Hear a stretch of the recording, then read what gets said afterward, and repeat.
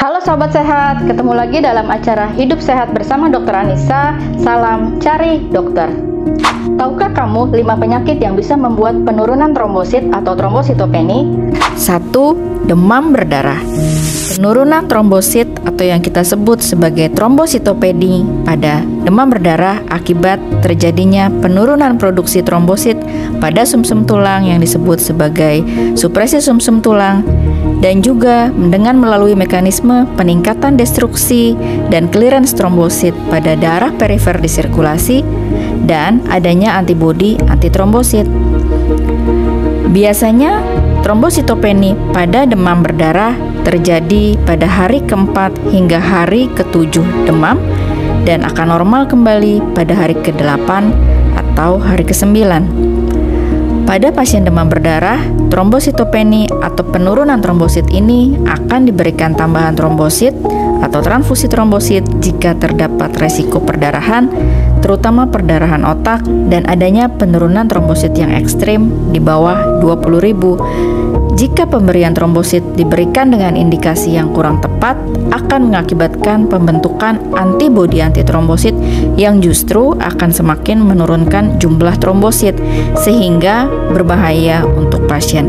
Sehingga benar-benar harus mempertimbangkan ya indikasi pemberian transfusi trombosit yang tepat. 2. Demam tifoid.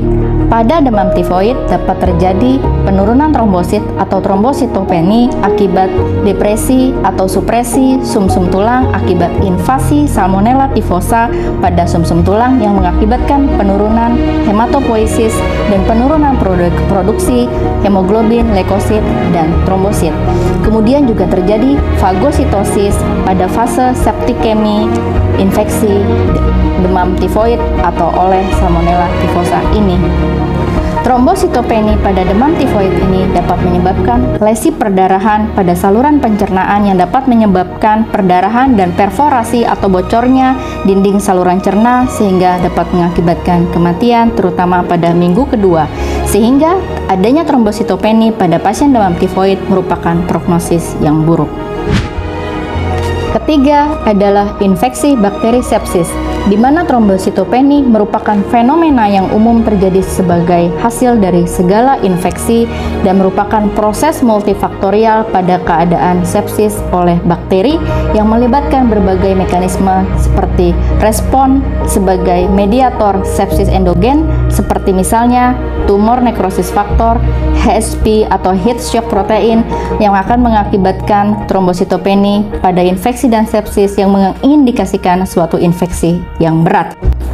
Penurunan trombosit pada infeksi bakteri ini dan pada sepsis ini juga mengindikasikan adanya DIC atau Disseminated Intravascular Coagulation yang merupakan suatu komplikasi kelainan gangguan pembekuan darah yang merupakan adanya gangguan produksi akibat zat mediator infeksi, peningkatan konsumsi trombosit, dan destruksi trombosit akibat adanya pembentukan fibrin dan fagositosis yang merupakan gabungan dari semua faktor di atas.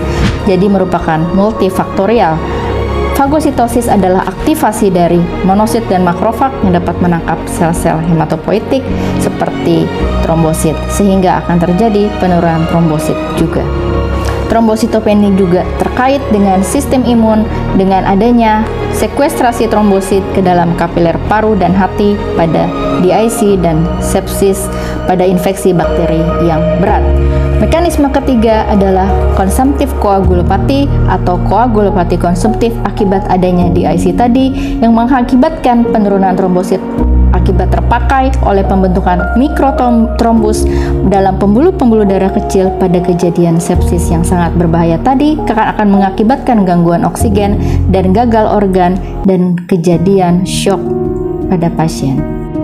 4 adalah sirosis hati. Trombositopeni juga terjadi pada pasien yang mengalami gagal hati atau penyakit hati kronis yang disebut sebagai sirosis hati akibat virus, alkohol, maupun obat-obatan.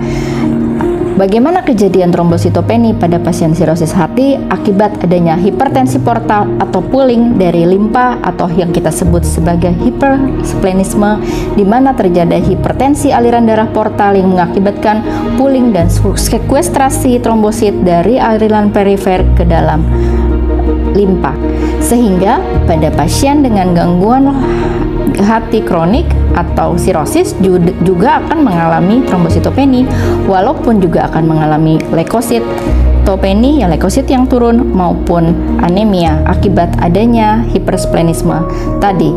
Faktor lain adalah penurunan aktivitas trombopoietin akibat penurunan pembentukan trombopoietin di hati akibat gagal hati tersebut, sedangkan trombopoietin ini dibutuhkan sebagai growth factor untuk pembentukan hematopoietik atau sel-sel darah ini, sehingga jika trombopoietinnya kurang akibat kurang produksinya, maka pembentukan sel darah trombosit juga menurun.